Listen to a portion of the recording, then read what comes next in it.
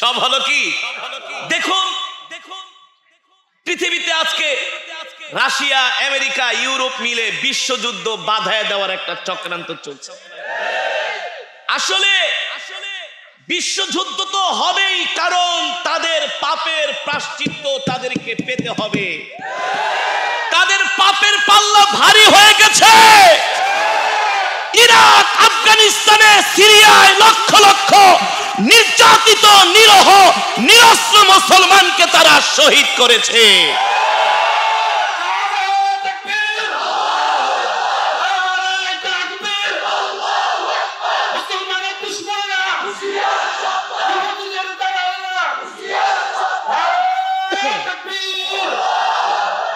সম্মানিত হাজিরিন, একটা কথা ভালো করে মনে রাখবেন, সুখের দিন শেষ।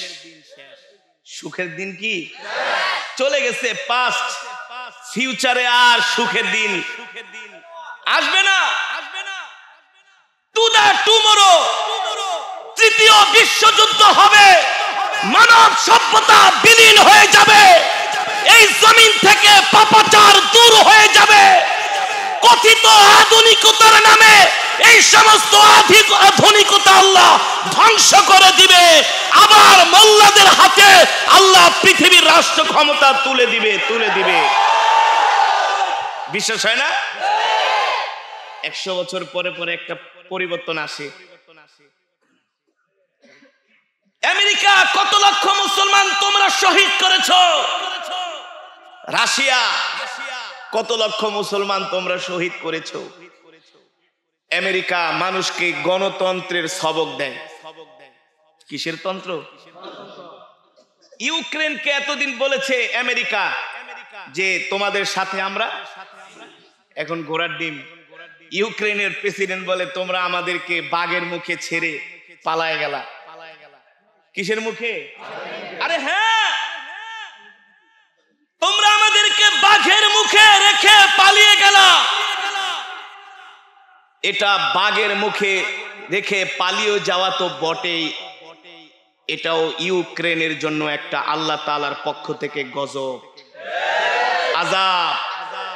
এতদিন আমরা দেখেছি আফগানিস্তানের সেই সীমান্ত এলাকায় লক্ষ লক্ষ আফগান মুসলমান খোলা আকাশের নিচে বসবাস করেছে।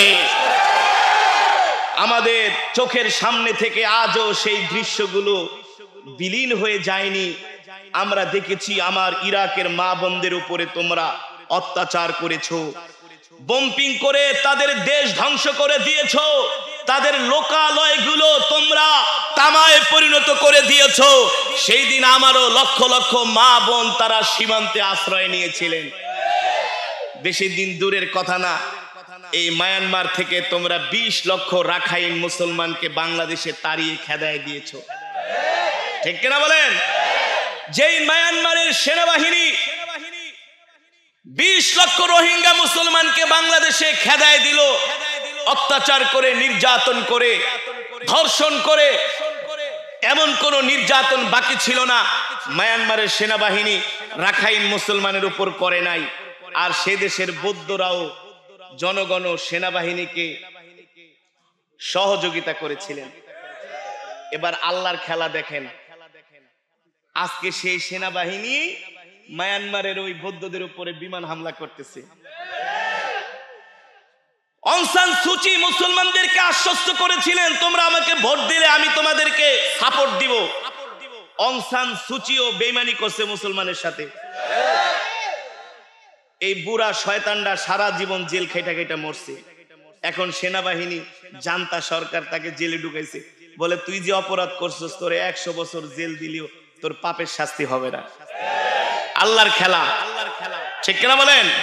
হ্যাঁ মুসলমান, একটা কথা মনে রাখবেন, এই পৃথিবীর জমিনে রাজতন্ত্র মানুষকে শান্তি দিতে পারে নাই, সমাজতন্ত্র মানুষকে শান্তি দিতে পারে নাই, কমিউনিজম মানুষকে শান্তি দিতে পারে নাই।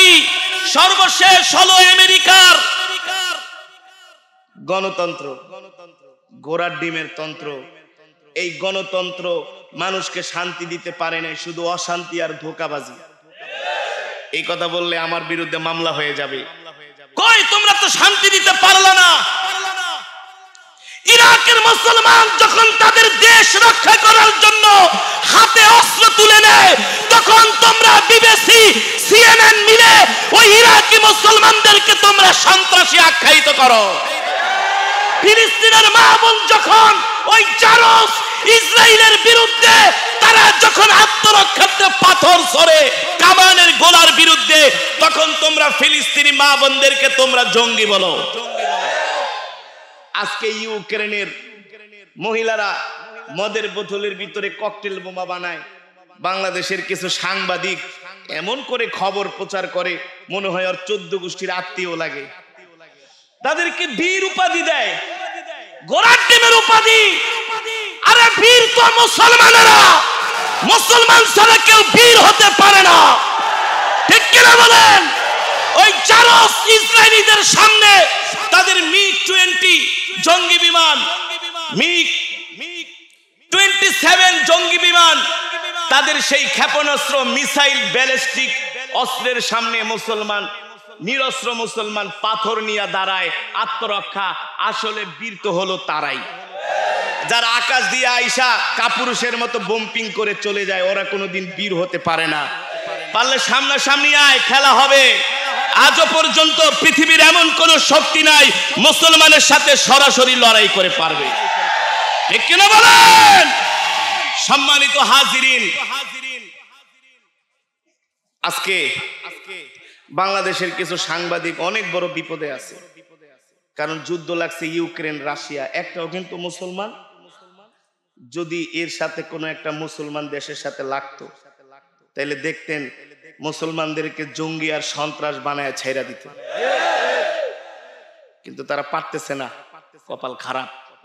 এখন তারাই বাধ্য হয়ে খবর প্রচার করে যে আমেরিকা তোমরা গণতন্ত্রের নামে মানুষকে শান্তি দিবা, কই তোমাদের মুখের কথা তো ঠিক নাই, তোমরা তো দ্বিমুখী আচরণ করো।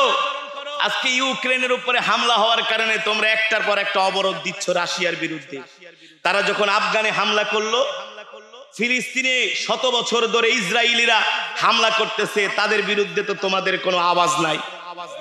মায়ানমারের মুসলমানের পক্ষে তোমাদের কোনো আওয়াজ নাই, ওই কাশ্মীরের মুসলমানের পক্ষে তোমাদের কোনো আওয়াজ নাই।